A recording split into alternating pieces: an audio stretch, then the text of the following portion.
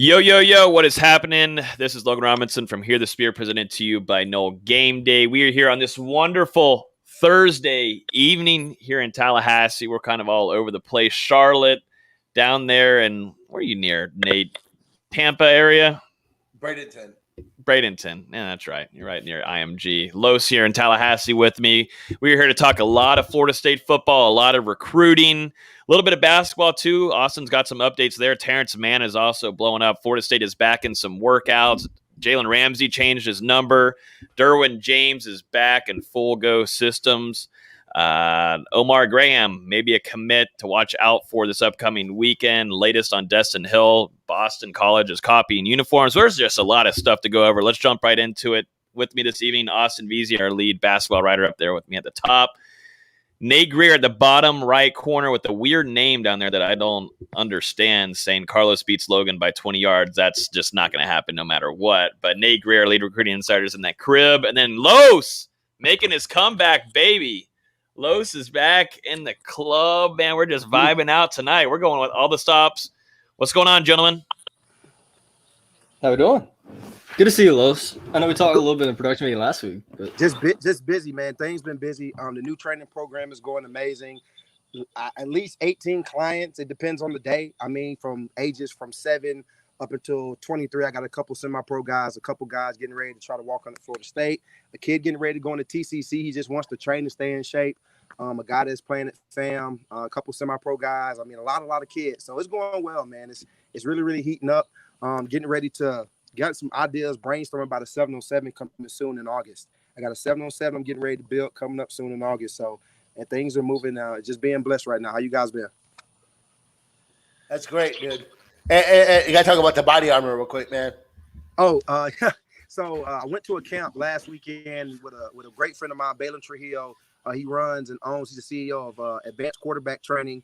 We went to his camp. I met with a rep, and we kind of hit it off. I mean, talked about me building my own brand, kind of doing it on my own, out of my own pocket, with my own capital, really just generating my own publicity. Now, just being the kind of person I am, being charismatic, being a good people's person, and being nice to people. And with that, I mean, he just said, you know what? I really think that your personality and what you represent, that's what Body Armor is looking for. You giving back to kids and you wanting to build from the bottom up is what Body Armor is all about. And so, I mean, going back to my high school, being the coach there, being the director of athletic development, I mean, that's a crazy hire. So, I mean, a lot of things are turning, but Body Armor was a big one. Racetrack, the official racetrack Instagram liked my post, and that is crazy. Like, they're paying attention. So, next is Publix. I hope Publix jumps on and likes it real soon. For pub subs, yeah, I would be right there with you. It's a pleasure. We got a little. We got a segment later on, and we're going to talk about what the top 3 best subs are in Florida. Not really fast. I mean, they can be mainly fast food, but pub subs you can make there and go and dip. But I'm happy for you, Los, because I think whenever we were at the Kenny Shaw camp, just getting to see you coach those kids, me and Delu were instantly like, you need to kind of do that a little bit more and take that on as even a profession and do that a little bit. I know that you are about to be leaving Tallahassee soon. So, taking that to other places too and having the capabilities of networking and, kind of growing that business is something that I think you'd be very phenomenal at. So that means a lot, man. That means a lot. You guys are I got a question today while I was on my IG live and the person was like, what made you join Noel Game Day? And I'm like, I had to sit back. I'm like, what kind of, like, who would ask me that? Like, do you not know who I work with? Not know who I talk to? Like, Logan's a clown. I mean, me and Nate go head to head. Austin's cool and laid back. He's super chill. But D-Lou, like, he knows about everything. So, I mean, like, it's a cool group of guys I get to work with. It was just a weird question. I didn't even know somebody could even ask me that. I'm like, why would you even ask me that? That's stupid. But, I mean, I love working with you. I don't get to get on as much as I want to. But, I mean, when I do get on, I do enjoy my time. Yep, and things will settle down. We're in pure off season, and we're going to get close to football season. We'll be able to jump in. We'll be doing some game previews and all that. But you know what? Let's jump right into it since Nate's on here. I was just on a show with him last night. This has been nonstop, and the recruiting is just blowing up at the moment. Florida State has some momentum behind them. Florida State. We'll get into it with Omar Graham Jr. But let's jump into it right now, Nate. This last week or so, any kind of big updates recruiting wise, because like I said, Florida State has some crazy momentum on them And you just keep on looking at rivals getting mad about it. Rivals are saying, well, how are they doing this with a 3-6 season last year? How is Mike Norvell able to do this and kind of bring in targets that Florida and Miami are after? And Mike Norvell is kind of saying, you're coming to me, and he's able to have the success of bringing them on campus. I do kind of wish Dustin was on here to kind of reiterate with the kids he talks to. But like I said last night on the Mark Rogers show, is they're doing well because of the staff's ability to connect with these recruits. So, one thing that was talked about early on before COVID last year was, these recruits coming on campus and being blown away with, Norvell's presentation and just his presence and his ability to, for these kids to just get along with them. So, that and, Florida State still holds weight as a name despite what's going on. But, when you ask about like the big stuff going on, you got to kick it off with Friday. Shea Jr. is coming for a visit. And there are a lot of people that were wondering what was going on with him not being at the, Midnight Madness and then maybe the elite camp and all that. But, he's been at Florida State a ton. But they're getting him on campus for what looks to be a weekend. And, he's the most important recruit that's left on the board, in my opinion, based off need at defensive end. I do think he's going to be a top 50 player by the time it's said and done because he continues just to grow and both physically and his game on the field. If you watch him in some of these camps he's done, he just looks dynamic.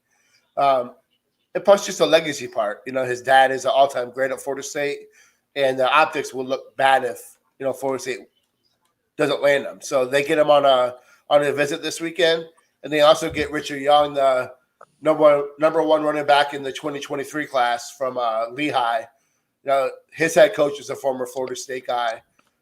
Richard Young's very open to the process. Alabama, Florida State, Clemson are schools that he's liking. That kid's badass. If you haven't watched his film yet, Carlos, you need to watch his highlight. Send me the link. I got a question for you, Nate. He's a big kid too. He's like 6'1". Here's my question for you, Nate. What is, like, you talk to some recruits and you hear some things sometimes. Yeah. What about this coaching staff? What about Norvell? What about these guys, these new faces in Tallahassee that's getting guys, like you said, from a 3-6 season, for not from a very good winning season? What's making these kids say, know what, man, even though they're there, I still want to be a Seminole. I still want to wear Gortman. I'm still committed. What about this coaching staff is making it happen? If you put it like a bullet point form, the first one is they're relentless. So from through COVID, they stayed in constant contact. Whether it was through social media or the virtual visits or playing Madden, whatever it was, they stayed in some form of contact constantly. They whether it's Norvell or Atkins or Dugans or Coach Johnson, it doesn't matter. They're all working on each recruit together. While they have a primary recruit, they're still hearing from every other coach. So when they come on these visits, they're familiar. Even if Coach Dugans is a primary recruiter from Miami, they've already had conversations with Coach JP, with Coach Atkins, with Coach Higgins. So they already had that familiarity with them. And you've been through the process. Sometimes you don't know all the coaches. So they're being recruited by the entire staff, but not just no, it's not just one coach. And then when they get on campus, it's the energy. There's just it seems like it's a genuine energy they're that excited for them to be on campus. They're that excited to see them in person, and they just work. They constantly work. They have energy from the time the visit starts to the time it ends. There's constant. There's always someone with them, whether it's a GA or an analyst or the defensive coordinator. There's always something with them, and they keep it moving. And the big thing is that they all get along. Is what I hear a lot. Is that the coaches, the message is the same. They get along really well. They made me feel welcome. They made me feel like I'm family. I talked to a 2023 kid who's from St. Thomas Aquinas, who has no stars yet, but he's like, they offered me, they're the first big school to offer me, and that holds a lot of weight with me. And they treat me like I'm a 5-star, even though I have no stars. I'm not on any recruiting site, and just the way that they present to me and the way that they're recruiting me, despite that no one knows about me, says a lot. So, and that's what this staff does well, is that they couldn't care less about what a ranking is. They go for the fit of what they see the defense. And the other thing is that they're honest. Like if they evaluate your tape, like Coach Atkins is real big on offensive line evaluations. Like if it gets you on a phone call or a FaceTime, he wants to go over film, and he's going to tell you straight up, you do this well, I need you to work on this. And they like the fact that they're just straight up, no BS. They're all about that work. And that's been the constant thing you hear, which I think kind of shows these kids that, they really are working to get back. It's not just coach speak. They understand what happened last year and the last 4 years. But, all that combined together, I think, shows a message that, Florida State is a legitimate option, and it doesn't hurt to have a Travis Hunter and an AJ Duffy. I kid you not. From my own personal experience with this coaching staff, I've met Dellenheim, I've met Norvell, I've met Coach Johnson, I've met the D coordinator. Like, I've talked to these guys just last week, just a weekend ago, 2 weeks ago, when they're at another 707 up here in Tallahassee, and they were hands-on. I mean, they were literally a D coordinator stopped me and asked me if I was coaching a certain kid from Virginia. I think it was from Virginia. I think it was a Christian school up there in Virginia, but his technique, his stance was so wide, but the kid was so talented, so long and strong, and just could run. And he asked me, "Hey, are you coaching?" I said, "No, sir. I'm coaching everybody. I just made the kid narrow his stance up." He was only getting beat on routes off the line of scrimmage because his stance was so wide. He just wanted to look cool and feel comfortable. But the simple fact that a coach paid that much attention from a whole nother field to come track somebody down who had made an adjustment to the kid. "Hey, you coaching him?" "No, sir. I'm coaching everybody." "Hey, Carlos, hey, I appreciate that. Hey, if he keep playing like that, just tell him we coming after him." Before we left, they were having a conversation. I guarantee that kid got offered. That kid's getting looked at. That kid, hey, he got a coach in his ear now. You know what I'm saying? So I can definitely tell that they're hands-on. They want to be hands-on. They want to make kids feel like Florida State's a place where you're wanted. Not just a place to be, not a place just to go to school and play football, but a place where we want you to be here. Like, we want you to be a part of this university, a part of this organization, a part of this family. And so I definitely can feel it. It feels good to hear that, man. I talked to a high school coach and a recruit after the mega camp, and it's probably a kid who's not going to get an offer from FSU, but the coaching staff spent like 15 minutes working with him. And specifically, it was Norvell, Dugans, and Coach Thompson. So those three specifically spent 15 minutes working with this kid. And the coach was like, "Listen, we know that he probably is not going to get an FSU offer. We went because of the other schools there. But the fact that they showed my kid that much attention and were that genuine, I'm taking all my kids there." And that's the payoff. That's the payoff of a mega camp, is that right there. So when this guy has a top flight kid, guess where he's going to take him first? Yeah. Mm-hmm.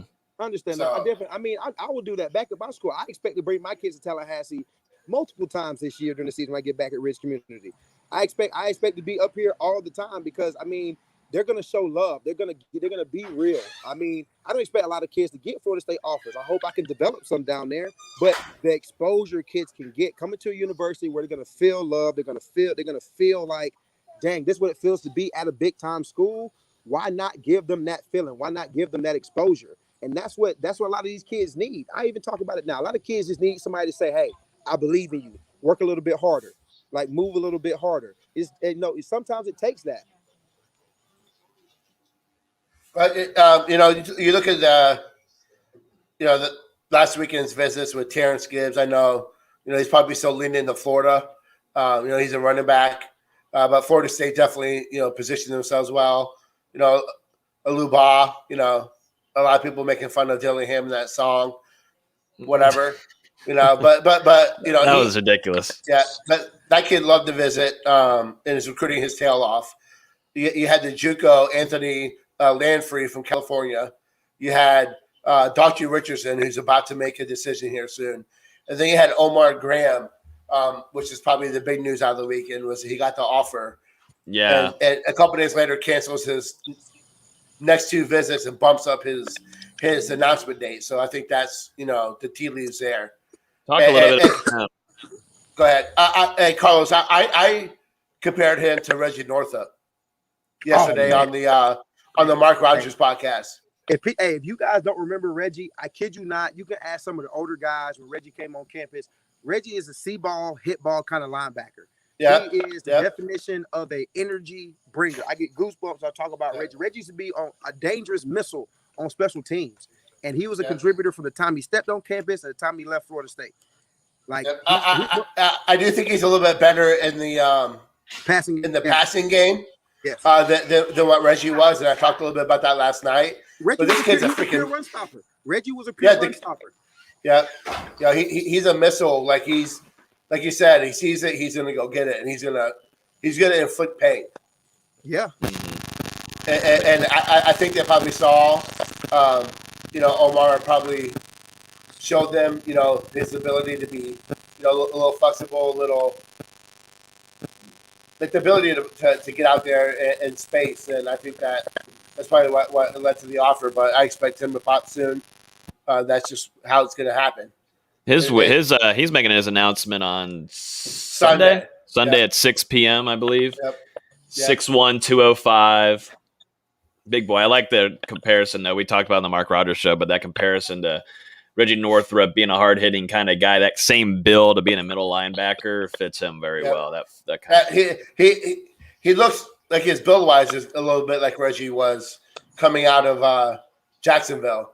Mm-hmm. You know, Reggie might have been a little bit more rocked up a little bit, but they have that same kind of frame. Mm-hmm. You know, really balanced as a linebacker frame-wise. You know, so I think that would be a good fit for Florida State. You know, committing soon, you have Keyshawn Sapp. I think Florida's made a run there. I think Florida State was an odds-on favorite, but I think Florida's done a good job there, getting him on campus quite a few times.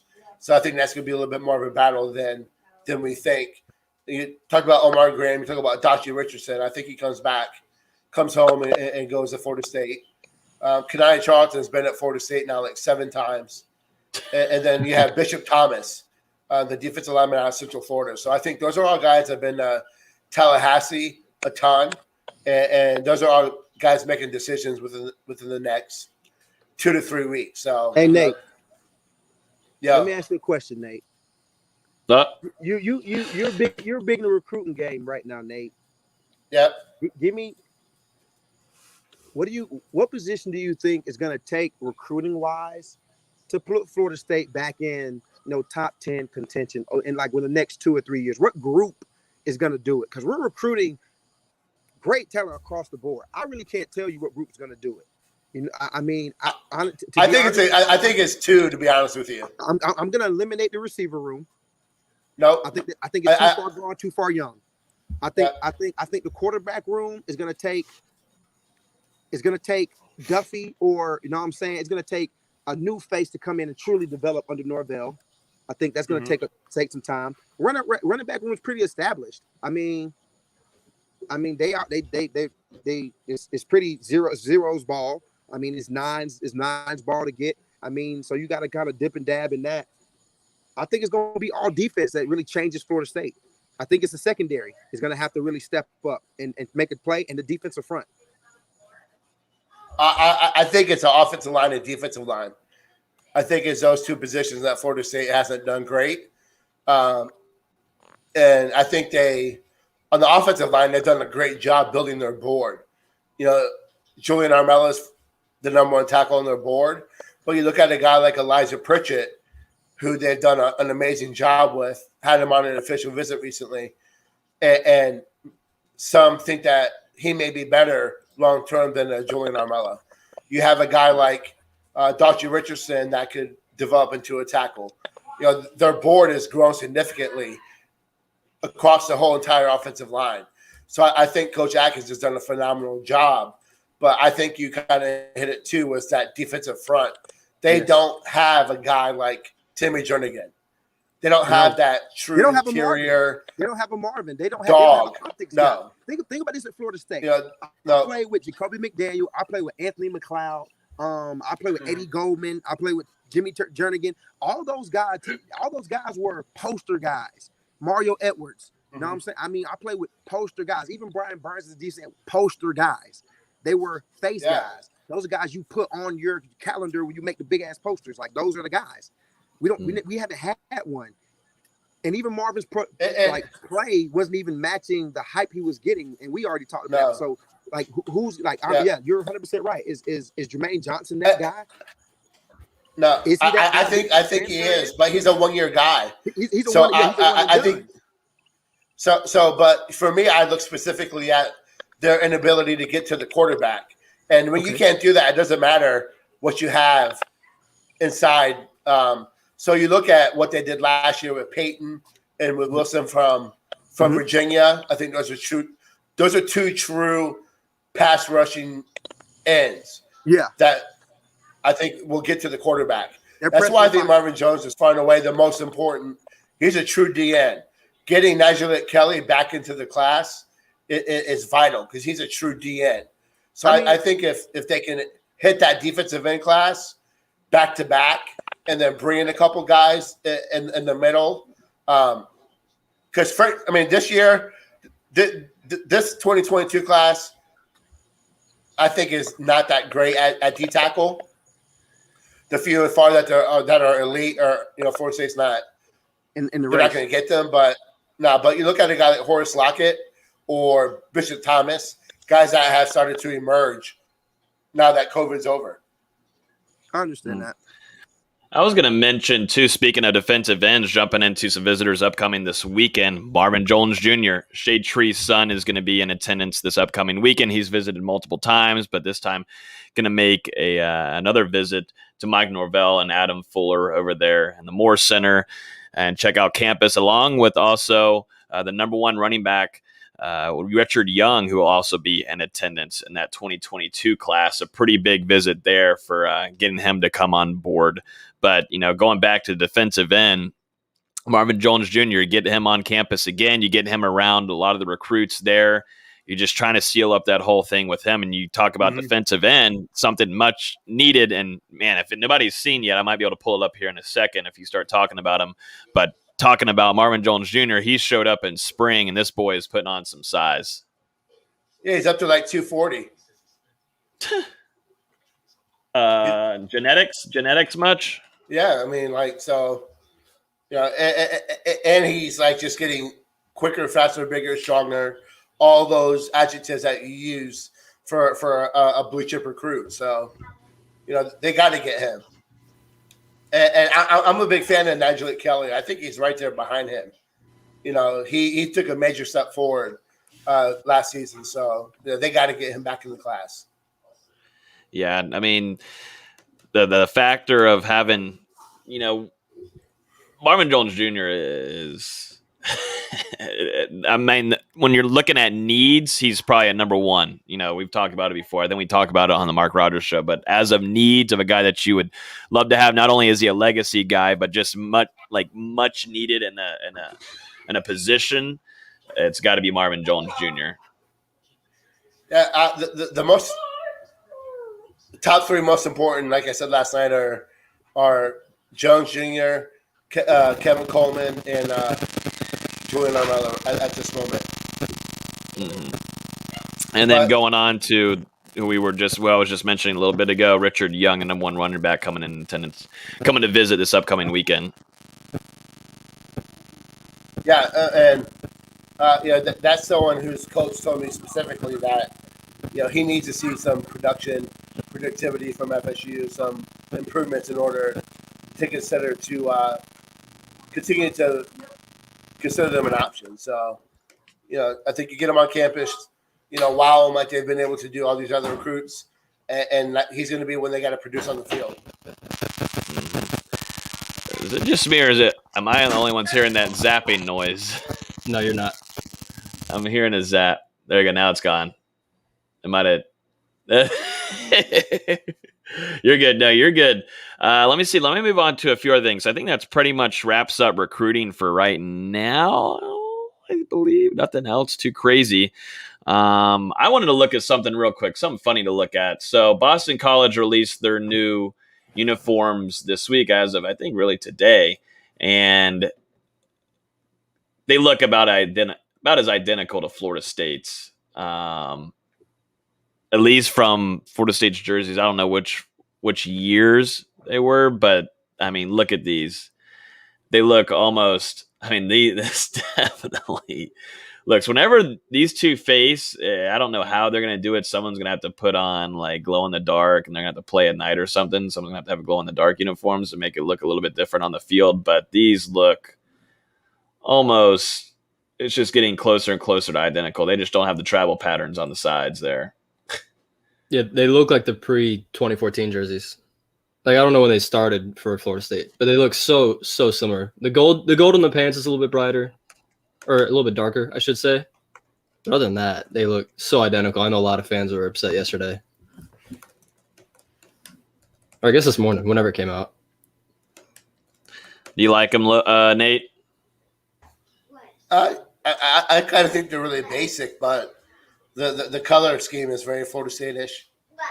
Yeah, no, it looks really close. I mean, looking at Florida State's, I mean, getting rid of. I wish Florida State could get rid of the tribal on the sides of their uniforms. I mean, most fans have wanted Florida State just to wear their practice unis and they're practically their practice jerseys to games, and I think that would be completely fine with that. But as long as you have white numbers. But yeah, Boston College. I saw someone tweet saying, if these Boston College unis look like this, just go ahead and sign me up with Adidas. But they didn't turn on the replies. They didn't allow replies to happen on Twitter. They probably would have gotten shot down. I don't blame them. I'm not a big fan of Adidas. Sorry. This is the first Adidas jersey that's looked good in 10 years. Yeah, nah. Not gonna happen. But yeah, Boston College. What are we doing? What are we doing here? Come on.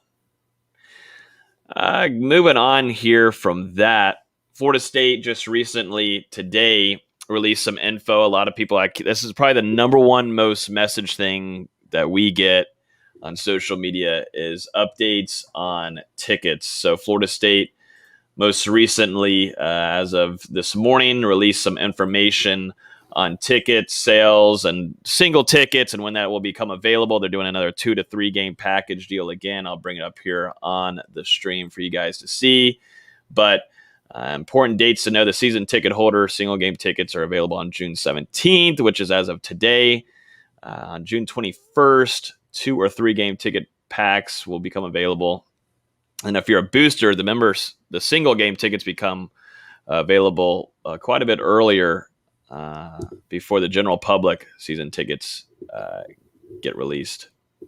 So a lot of people have been wondering about this bottom one right here. So you're going to have to wait just a little bit longer before you can start booking those hotels and Airbnbs in Tallahassee. Or pay a few extra bucks, become a booster, get access a couple weeks early. Yeah, you could do that, most certainly. Which is what I'm about to do once we're done here. Are y'all able to hear?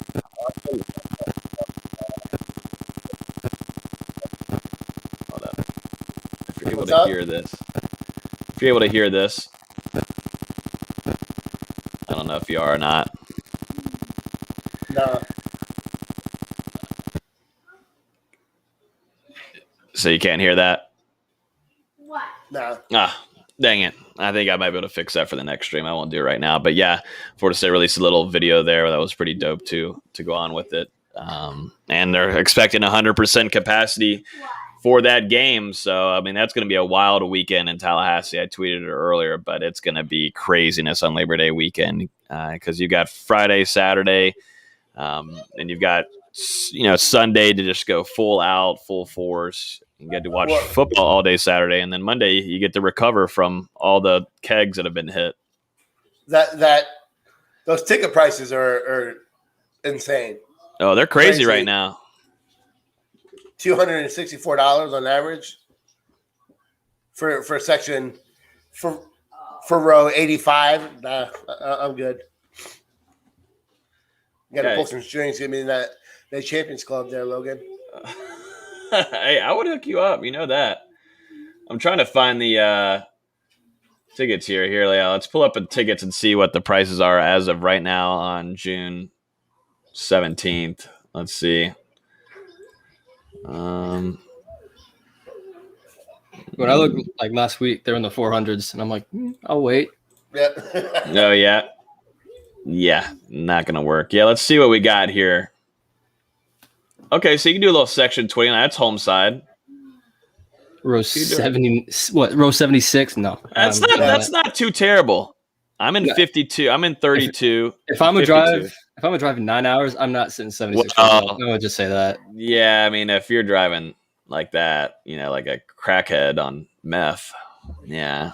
I like 121. That's my favorite section to sit in. 121? Yeah. You like end zone seats? Yeah. I couldn't stand it. I love it. Being a student, we'd always get, or when I was with the basketball team, we'd always get to games late. So all those left was end zone seats, and it was the worst. I hated it. Yeah, no, that's craziness. So, yeah, everybody's getting ready for the actual single game tickets to be released to the general public, and that's going to be on July 12th. So just thought we'd give a little update here on our end for everybody. Jalen Ramsey moved his number to number 5. This is a discussion. Yeah, let's discuss this real quick.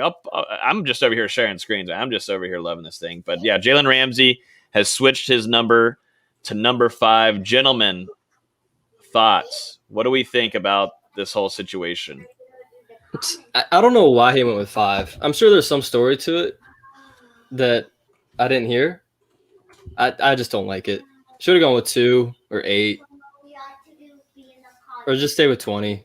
But 5? No. First, I don't know how much money he paid the NFL to change his number. I'm sure he had a lot of jerseys out there. Yeah. 5. I'd like to know why for 5. I don't like it. No. It's weird. I'm not a huge fan of it. Either you go 8 or you go 20. I thought he looked really clean in the 20 throughout his NFL career so far. I just ordered a Jalen Ramsey 20 jersey from Jacksonville. I just ordered off eBay for like $20. So I'm loving it. Yeah. Yeah, it still works. Yeah, I mean, I don't know. I don't understand. Maybe there's a reason behind the 5. We just never saw that in college or even in high school. I'm trying to think. I just don't know what it's from. Is he just kind of just wanted a single-digit number, and that was the one that was available? What number was he drafted? 5. There you go. You think that's it? I feel like Jalen's not. Jalen. He's not that transparent. I don't feel like he. Yeah, he's not that transparent. Obvious. Yeah. I don't know. I think there's something behind it. Yeah. I'm thinking because I really think he would go to 8 if before 20. Like, I feel like that would be his idea. I don't know. I'll just have to get used to it. I'm sure once it gets into gameplay or whatever, it'll be fine. I mean, this picture looks great. It looks fine. It's those kind of things where you got to get used to it, It's a tribute to Greg Reed. There we go. Greg Reed's finally in the NFL. Yeah. Greg Reed is finally in the NFL. And apparently the Rams are supposed to come out with some new alternate uniforms here soon. So hopefully they release a new uniform that actually looks good so I can buy one. I like that uniform right there. That looks pretty clean right there. The white one's not bad. The blue one's terrible. Yeah. Is it? It's the one with the gradient numbers on the back where it goes from yellow to white. Yeah, those are ugly. Those are bad, but the white ones are okay. Mm-hmm. Dylan Reddick says that he'll be watching the FSU versus Notre Dame game in his man cave and drinking just in case I have to break something. Or section 29 row. Yeah, those are great seats. You're right there. Those are great. Yeah, you're in a good spot. Bro. Yeah. He was a fit. Yep. Yeah. So I don't know. I don't know. I'm just not a huge fan yet, but we'll see. You never know. Jump on to the next thing here. What do we got? There's all kinds of things. Florida State back working out. Florida State's got some lifting videos that are going on right now. These are always my favorite. This is my favorite part of the year where I get to share some videos. I mean, this is just amazing. But we're going to see a lot of the guys like Corbin. We got Jordan Travis, a number of other guys too working out. I got a video here that I can share on the screen. But we're officially back into workouts. They've been working on the IPF practice field and also in the weight room quite a bit. But I'm noticing something different, and you guys might be able to see it in the video that I haven't really seen Coach Storms do, at least with his workouts inside the more in the weight room. I just thought it was pretty interesting with what they're kind of doing here, implementing football practice measures into it. No, I mean, not this yet, but you'll see. There's Jamie Robinson. Jarian, I thought, looks really good here. There was some kind of talk about Jarian, and, there was a tweet that he put out that he recently deleted saying that he is looking for a lease. But, yeah, and so what actually is going on, Jarian was looking for someone to grab his lease, so then he's actually moving in with Brendan Gann, and so, FSU Twitter did its thing and was freaking out and blah, blah, blah, but Jarian kind of shot that down and said, "Hey, man, I'm just trying to move in with Gant." But I thought Jarian Jones looks pretty good right here. Yeah. He had a really good spring. So yep. He's healthy.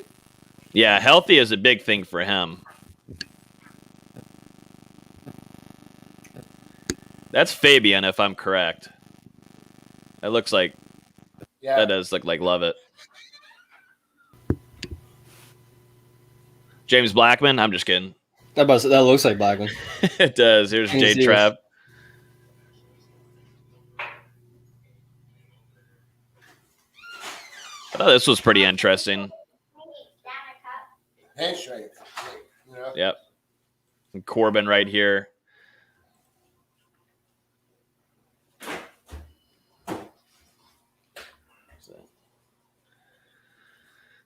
And here's Steven Dix Jr.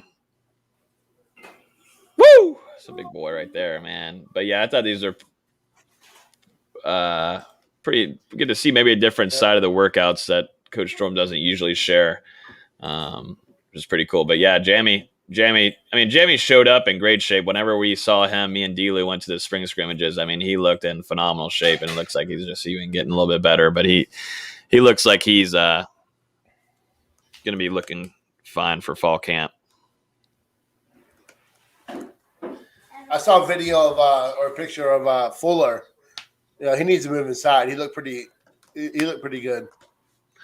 Fuller? Yeah, I know. There's got a few things on here. Yeah, Fuller, I thought had a really good spring. I was there for all those scrimmages, and I thought in the spring game looked well. But I mean, I thought he's in so much better shape than he was, and he's gotten faster. I mean, I thought he killed it this spring. He was one of my top 5 guys. He needs to move inside to a 3 technique. Think so? Yeah. Yeah, I mean that's what I thought last season too. Let's see, we got some more. There's Estes. That kid's a strong matchup, man. He's an actually strong kid. Yeah, what was Estes? You were close with Estes during his recruitment. That man was. He likes the weight room. He's like addicted. And this is Burrell. Another guy who likes the weight room is Joshua Burrell, true freshman wide receiver. This cat can lift. Definitely, he's so strong in his legs. This is front squatting. Those are 245s and 225s. 275? Light work. Yep. Front squatting 275. This is Corbin.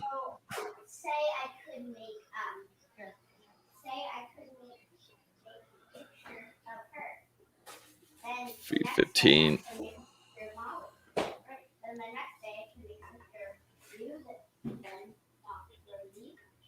Shoulder work for Dix.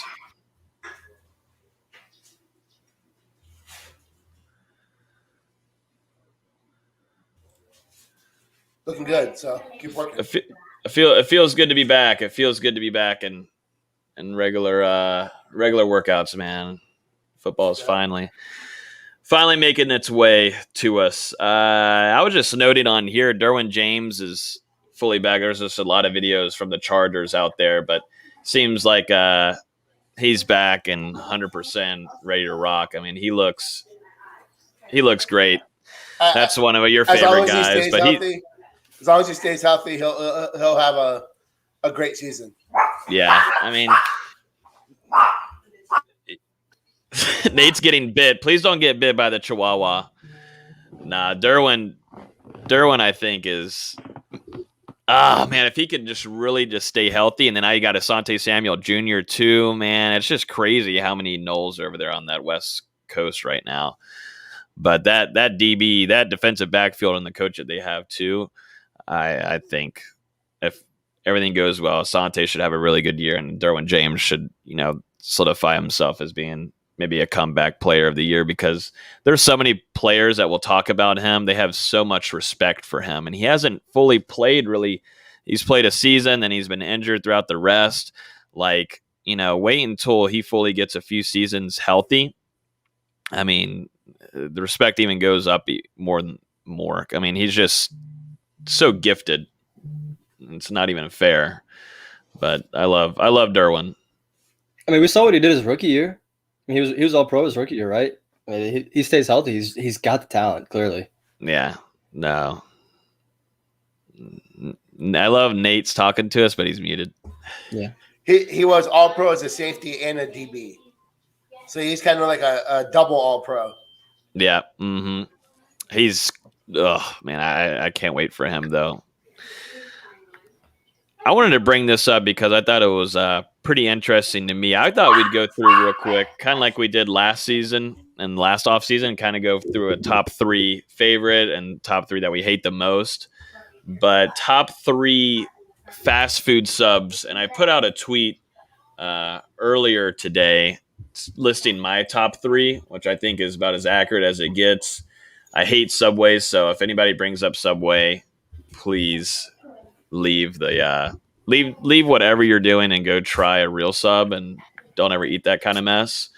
But yeah, top 3 subs I put down. Let me put down real quick. Pub subs, number 1. If you live in Florida, you know about this. If you live down in the South over here, but definitely Florida, you know about pub subs. Always going to be number 1. Number 2, Firehouse, which I don't know. Dustin says Firehouse is disgusting. They're garbage. Firehouse is okay. You got Firehouse is garbage. Firehouse sucks. Firehouse is becoming Subway Part 2. Stop. No. Yep. First of all, you and Dust, you most certainly don't get to have any kind of food take. Number 1. No way. Number 3, Jersey Mike. Like the rest of these, I don't really care about. My main 2 are pub subs and Firehouse. No, number 4 is Road Meat, Dead Skunk, and then Subway at number 87. Number 1 is Jersey Mike's. Number 2 is Pub Subs. Number 3 is Anna's Deli. Number 4 is Wawa. Number 5 is Jimmy John's. Number 6 is Subway. And hell, Subway is horrible. Gambling on any list. I put Subway and Firehouses number 6 and 7 together. Stop. That is so silly. That is ridiculous. Come on now. What?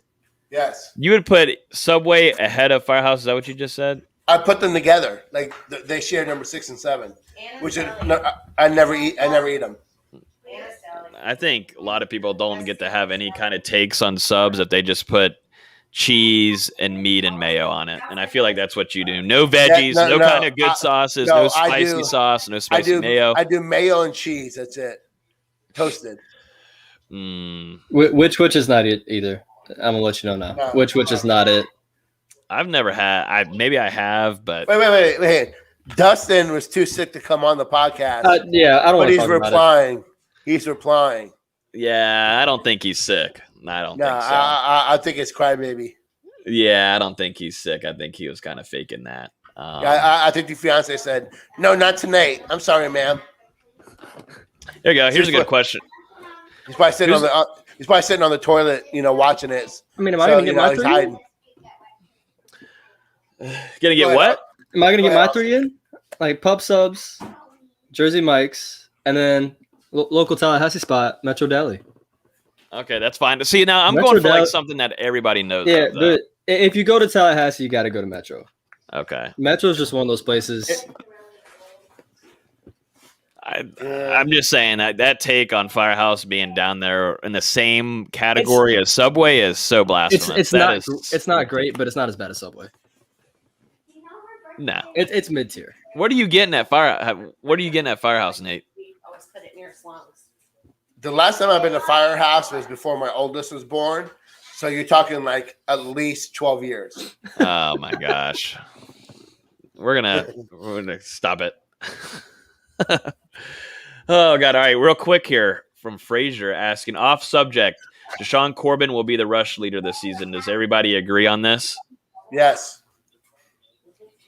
I agree right now, yes.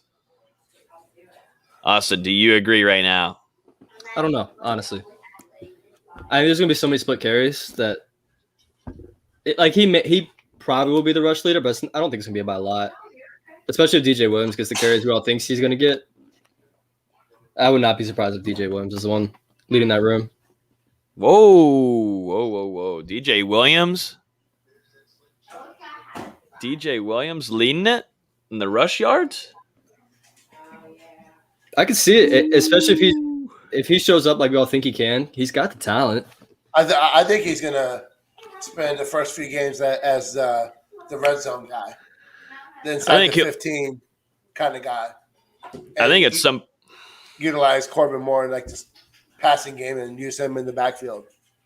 I think at some point in the season, definitely early on, I think he might lead in touchdown numbers or behind that whole stable there, that depth, that position group. But I don't know. I'm mixing between Corbin and Toa Philly. There was a question on here talking about Toa Philly earlier, but I think Toa Philly has a big time season too. It depends. I don't really know if he's going to put on some weight. I don't know if it's going to work or not, but I think it's going to take a little while. But Toa Philly, I think, is the most gifted running back in that room right now, along with Treshaun Ward. I don't think enough people are talking about him. I don't think Treshaun Ward is going to lead. I don't know if he'll get enough PT or get enough reps out there to lead in rushing, but Treshaun Ward is someone that you also shouldn't sleep on. He steals carries. Yep. I bet he has at least over 100 carries. I can see it. I mean, he looked phenomenal. I mean, the whole locker room respects him. He said he's very talented. It's just been things kind of in the playbook that has hindered him. I think he gets 4 to 5 a game. He's on scholarship. And we'll see. Mm-hmm. Yep. This was something that we definitely do need to bring up, though, because we almost forgot it earlier in the quick hitters. But most recently, Stacey Wilkins, Oklahoma offensive line transfer, has said that he'll be visiting. He's told Dustin that he will be visiting Florida State soon. It seems like he might be the first school. It might be the first school that he visits. And this is a pretty interesting development after Florida State lost to Notre Dame with trying to get Kane Madden, and now just about a week and a half later, Wilkinson enters the transfer portal, and you're kind of looking at, wait a second, I've always wanted an offensive tackle, and whoa, maybe a former four-star recruit went to Oklahoma. The thing lacking right here now, though, is the amount of playing time that has happened. It has been very minimal. Any kind of first thoughts on this one? Because there's a few other schools. The main one to look out for here is Arkansas. But for Florida State's advantage here is that Mike Norvell has had a previous relationship with Wilkins because of recruiting at Memphis. My first initial is great. Get him on campus, see what happens.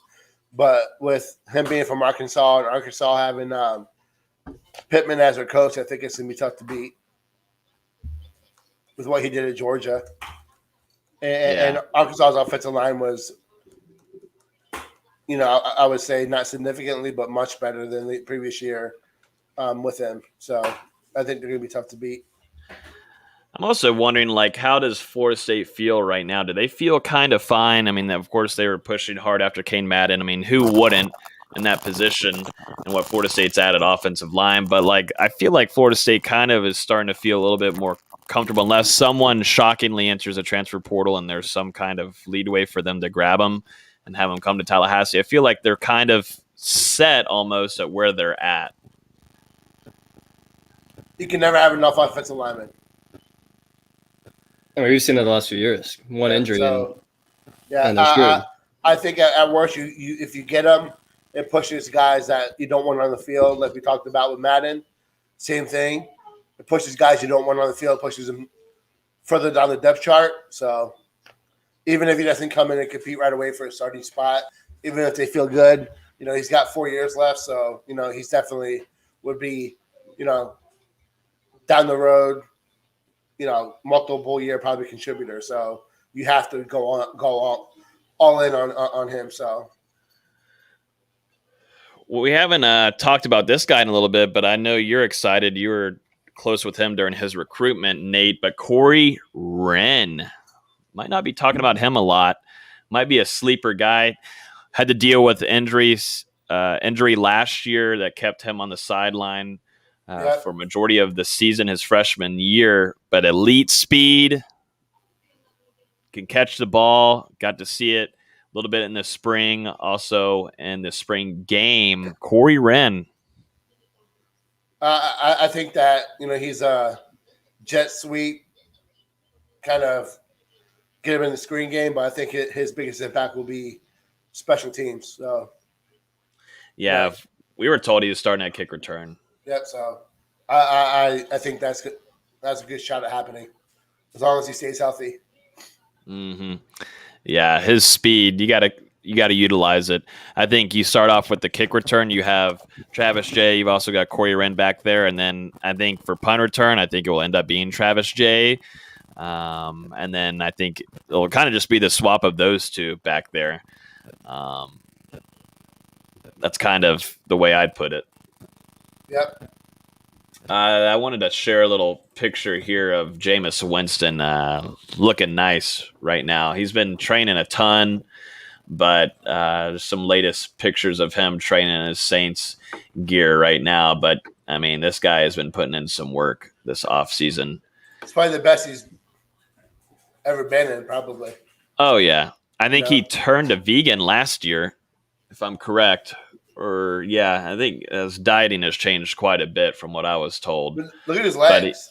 This shot right here, he looks phenomenal. Good for him. I don't see Taysom Hill unless something goes crazy. What happens if they do throw out Taysom Hill week 1? I just feel like Jameis, if he wasn't told something or he would have left. He would have left. Yeah, I feel like he had offers from numerous other places too. So unless he was told that, hey, Sean's like, hey, you're going to be the starter, blah, blah, blah. You should probably stick with us. I don't know. He's just been working. He's been working out with Drew Brees' old trainer too. So that's what he's been doing this whole offseason. He's been in and out of the West Coast and also down there in Tampa working out, and also Orlando, all around Florida. But a lot of time being spent in San Diego too, training with current Saints players. So I just want to kind of highlight him showing out and training right now. There is an update here on Destyn Hill that I thought I'd kind of just note on. We already talked about it last week, and sure enough, Florida State made a statement today, but, we talked about the same thing. It's the same kind of thing that we heard, but right now they don't expect him to be on campus until further notice. They did state, though, that they are looking forward to having him join the program in the future. just some personal things that are holding him back. So like we said, if you guys want to go back, we talked about it last week. Just it's kind of unfortunate though. Yeah. Stinks. Let's see here. Am I missing anything else football wise? Anything else go on this week football wise for you guys? Anything exciting?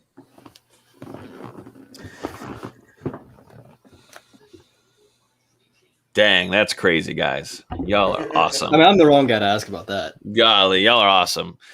We'll definitely keep our viewers on here. Let's jump into some basketball. I know if Los is on here, he'd have like 5 things, but Los left us. And then we were also supposed to have Kam Davis. Sadly, this man is training all the time. 2024 FSU running back commit was going to join us tonight. We're going to move that to next week. Cam, he's traveling with baseball right now. This guy never stops. He's an athletic freak, and he plays baseball and football, dual sport athlete. So he's a bit busy guy, and we tried getting him on, but the internet and the LTE was kind of iffy, or we would have had him on this evening. So we're going to hope to have him and also running back commit Rodney Hill on next week, both together. So that should be a pretty exciting podcast. I promise we're trying to get him on. It's just tech stuff going on and scheduling. It's not so easy. So Right. we're going to try. We're trying to next weekend. But any kind of the latest here, Austin, on basketball? It was fun seeing a lot of the Terrence Mann tweets last night. I woke up to. You want to pull up the video? Yeah, I've got. He yammed on Rudy. Yeah, let me find that video real quick. Clippers finally realized, hey, Terrence Mann's a good player. And with Kawhi Leonard out for at least the series, if not the season, with an ACL injury, started Terrence Mann, puts up 13 points, 2 rebounds, 2 assists, 2 steals, and most importantly, plus 15 in an 8-point win. It was second on the team in plus minus, second to Marcus Morris. They're finally realizing, hey, Terrence Mann's this guy. He brings the attitude, and we see he should have taken the shot, first of all, but he made up for it. He made up for it. And as Coach Jones and Coach CUI would always say in practice, if you're going to go up strong. Otherwise, it's going to be going the other way, and he went up strong. Ridiculous, man. I didn't even see it last night. I was asleep. That was such a late game, but I woke up in the morning and saw all the tweets. I'm like, what is going on? What did he do? And, now I know.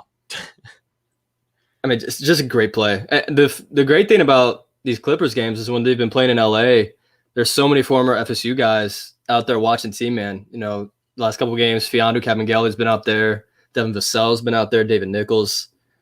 All been out there watching Trent and Team Man play each other in the playoffs. Oh, that's awesome. Love seeing that. That's really cool. And it was Trent's birthday this past week, too, so they're all hanging out. I wonder why I didn't take that shot. He should have. He absolutely should have taken the shot. But he made up for it. Defensive Player of the Year in a big-ass game in a big moment. Like I said in my tweet, I think he has cemented himself as a player. He's going to make himself some money. This next contract. Next year's a contract year for him. He's going to make himself some money. Yep. Actually, no. Does he have 2 more years? Yeah, I think he has 2 more years on his contract. But either way, he's going to make himself some money on his second contract. Good 3-and-D player. He's improved his three-point shot a lot this year. Shot 40% from 3. And we all know the kind of defender he is. That's a former Hear the Spear alum, baby. Doing work. I love it, man. I loved it. This shot right here is my favorite. Look at the fuck. Look at his face. Look at this. He just yams on a 3-time Defensive Player of the Year. No big deal. Yeah, no biggie. Oh God, I wish that was in LA with the fans there. They're fans. Yeah, I do too. But you know what's even more funny though? It's there, and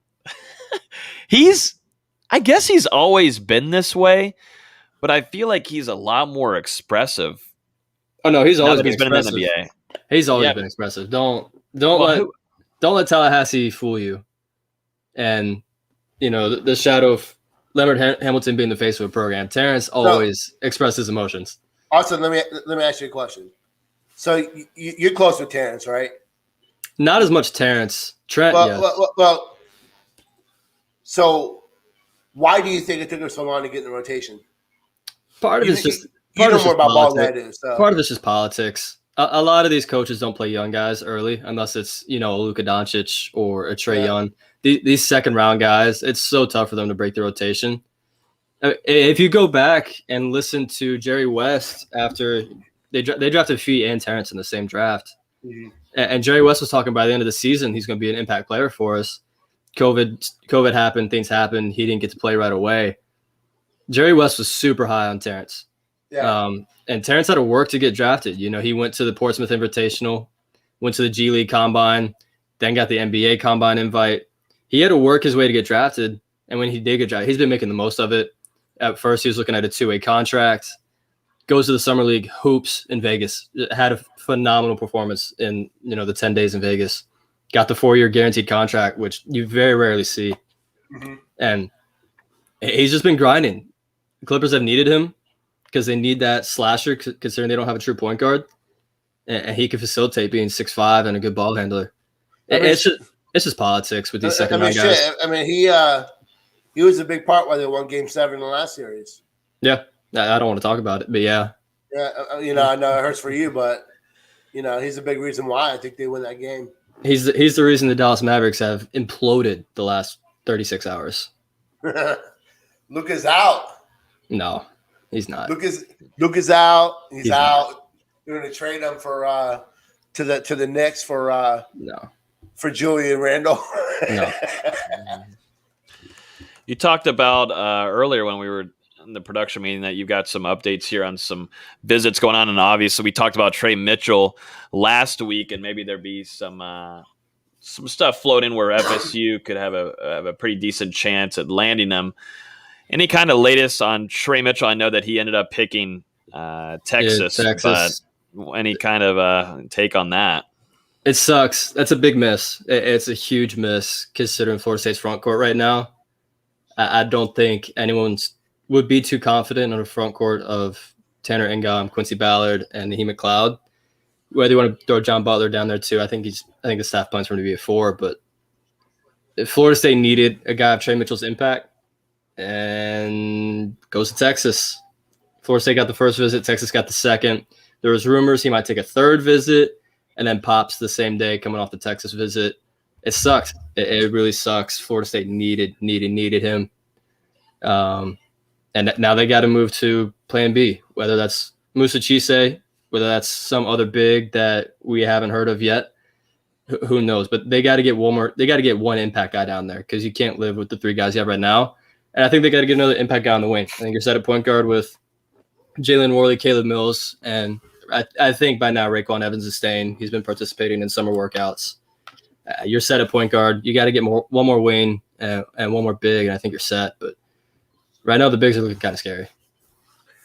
I was going to say, Austin, this background that you have is phenomenal, first of all. I talked about it in the production meeting, but, I mean, check this out, Nate. Yeah, I'll pan up so you can see the back. You got Terrence. We were just talking about him. The famous ripped jersey, if you can pull up that clip. Yeah. Phil Kofer, and then if you keep going that way, there's Dwayne Bacon and Trent Forrest. Just showing us out. I mean, I've got a helmet back there now, but that's eventually not going to be mine anymore. It's going to a Patreon member that way. I have a dining room table. Yeah, and then I got my shoe collection behind me because I figured people were tired of looking at a white wall. Well, we were getting tired of looking at the guy that you had on your wall. I mean, okay, like a man. You don't say it like that. Well, I mean, that's what it was. There was a guy that just because you don't know him doesn't mean you have to disgrace him. I will promise you guys, I won't ever have a guy. I do have Timmy Jernigan in my bathroom though. That is a little weird. Yeah, that is weird. And I can't say where he's at there in the bathroom, but that's really weird. You never came. Weird. Yeah, that's you never went to my bathroom, did you? When you came over, Austin? No, I did. I'm so glad you would have tweeted it. You would have tweeted it, and I would have had to hide on Twitter. Remind me when I come down for the Notre Dame game. I'm gonna lock that bathroom. I'm gonna lock that door. Yeah, but I'm liking the new background though. I like it. Thank you. I may display a shoe up top. Yeah, but you're surrounded by shoes. You're the plug. Still haven't plugged Nate though yet, but it's okay. Nate's picky and he doesn't want to spend too much. That's the only thing. I got kids, man. Yeah. I like the Yeah, dude. chandelier though. I gotta be responsible. Chandelier looks nice, Nate. I like it. Appreciate that, man. Looks pretty sweet. Appreciate that. But yeah, Austin, real quick to finish off basketball here, and we'll jump out of the podcast this week. Florida State was able to get quite a bit of visitors, and this last week. Give us some updates there on these guys. Yeah, notably, Tariq Whitehead was just left campus a couple days ago. He's coming off a Duke visit as well. At one point, he was Florida State's to lose. They've been over him for a year and a half now. He was teammates with Scotty Barnes at Montverde. Was AAU teammates with Jalen Worley, freshman point guard for us right now. And then as soon as Coach K announces he's going to retire after the season, they popped the offer for Whitehead. And he said multiple times, Duke's his dream school. As soon as he got that offer, he visited. And as soon as he visited, he got 4 or 5 future casts on Rivals. He's a guy Florida State's really after. 5-star, top 10, top 7 player, however you want to look at it. He played 2 through the 4, athletic. He's exactly what Florida State wants, and they've done such a great job recruiting him. Now Duke's coming out of the woodworks. At this point, it's a Duke Florida State recruitment. It was good to get him on campus, especially right now with camps going on. He gets to see the guys interact with kids and staff. And then the week before that, you had Jason Gortman, a high 4-star point guard out of Columbia, South Carolina. On ESPN, he's a 5-star. 24/7 hasn't updated in a little bit, so he's just barely top 50 on 24/7. But point guard's going to be a position of need here shortly, especially if they want to play Mills at the 2 moving forward. But for now, he's a 1. Getting those 2 guys on campus, and Florida State's been rolling the past few years, getting high-profile guys in. I mean, look at last year alone, you get 3 top 100 guys between Cleveland, Butler, and Worley. Florida State's been rolling, and we're seeing those visits come in now where they're taking advantage of this open period, just like football is, just not as many people, obviously. I was somehow exited the stream there and somehow made it back just in time. Yeah. I hit the X button and I was just like, bye, y'all. Enjoy the rest of it. I'm out of here. But you know what? Now with our new system, I can leave and we can just come right back on here. But I don't like that my screen's the biggest. I do not like that. How do I switch that? There we go. Now that's better. Even though I do like looking at myself, Nate. And I do look pretty good right now. You're not going to comment on that? You're all No, Some things don't deserve a comment. No. Like, no. you're usually the one.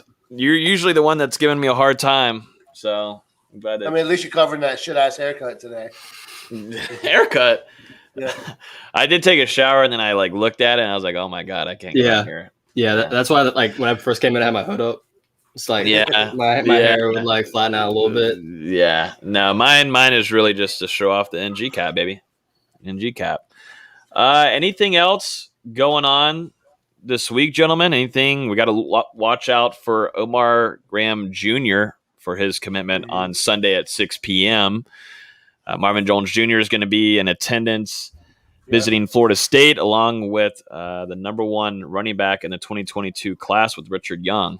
So 2023 running back. So another busy weekend for FSU and recruiting that way. And along with basketball is kicking up too with some recruiting stuff going on. So it is nonstop. Dustin wasn't here with us. We had Carlos for 10 to 15 minutes before his phone died. We're trying to get a full show. We'll eventually get a full show soon, but it's kind of tough during the summer and family and trying to. It's off season, man. Off season, man. It off is. Season time to relax, It is. We do go nonstop throughout the whole season from all the way August to February, practically.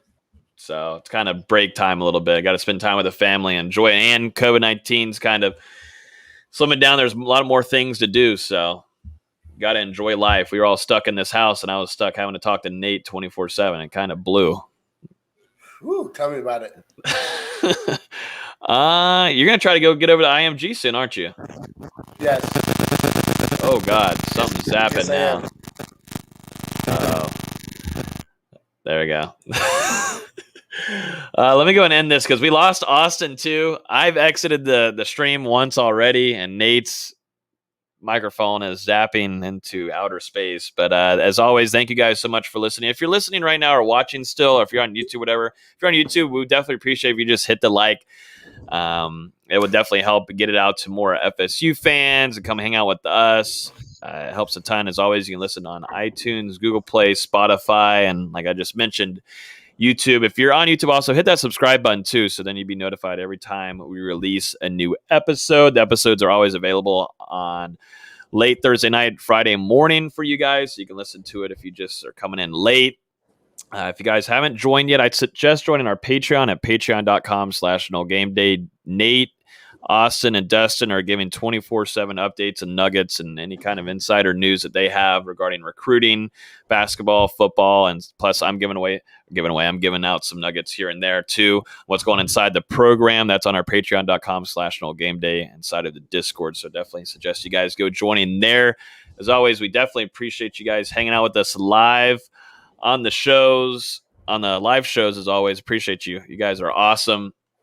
Y'all have a great rest of y'all's week, and we will talk to you guys next Thursday at 8:30. You have one more thing to say, though, Nate, that you're missing, and I can't believe you haven't even mentioned it yet. I was waiting my turn. I just want to shout out Travis Hunter, best player in the last 3 classes. So continue to do that work. Great things happening for you. Come on the podcast, please. Yes, trying. When it happens, it's going to be a million views. I'm telling you. It's going to be a party. All right, everybody. Y'all have a great rest of y'all's week, and we'll talk to you guys on Thursday evening, 8:30 p.m. Eastern. Peace.